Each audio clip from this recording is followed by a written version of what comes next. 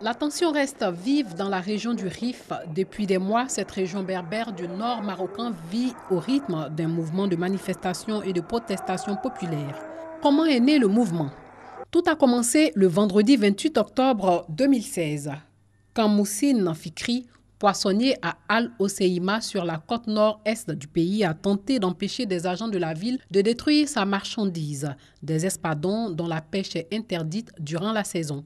L'homme a été happé par la benne à ordures sous les yeux des forces de l'ordre. Il est mort dans des circonstances atroces.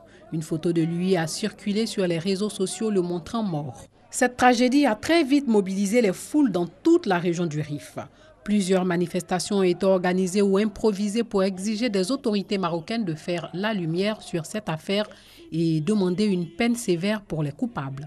Face à ces premières tensions, les autorités marocaines ont tenté de jouer la diplomatie.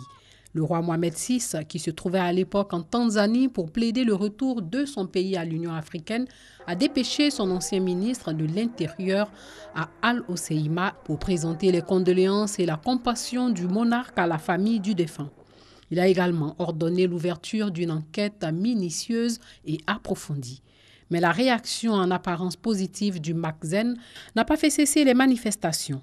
Que revendique le mouvement? Les revendications des Rifins dépassent désormais le cadre de la vérité sur la mort de Moussine Fikri. Portées par un mouvement contestataire de plus en plus organisé, ces revendications sont devenues sociales, économiques et culturelles.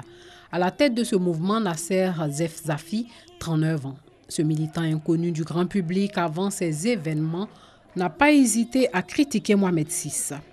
Sur l'une de ses vidéos, il n'hésite pas à défier des militaires qui tentaient de l'empêcher d'assister à une manifestation.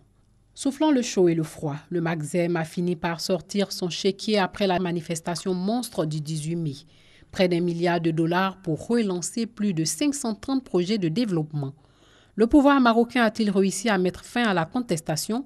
Les manifestations dans le Rif ne se sont pas estompées et le mouvement de protestation ne cesse de prendre de l'ampleur. Ce mouvement qui se voulait pacifique a connu une escalade subite lorsque des policiers ont arrêté Nasser Zefzafi. Il est accusé d'avoir empêché le prédicateur de poursuivre son prêche lors de la grande prière de vendredi. Une série d'arrestations a eu lieu par la suite. Nasser Zefzafi et ses principaux meneurs. Nasser Zefzafi et 6 autres accusés dans cette affaire ont d'ailleurs été déférés devant le parquet et ont été placés en détention dans une prison de Casablanca selon le procureur près la cour d'appel de Casablanca.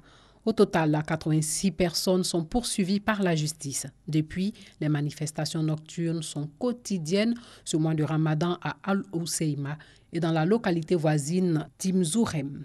Un groupe de femmes policiers était spécialement affecté au groupe de manifestantes, des manifestantes qui brandissent des portraits de personnes incarcérées.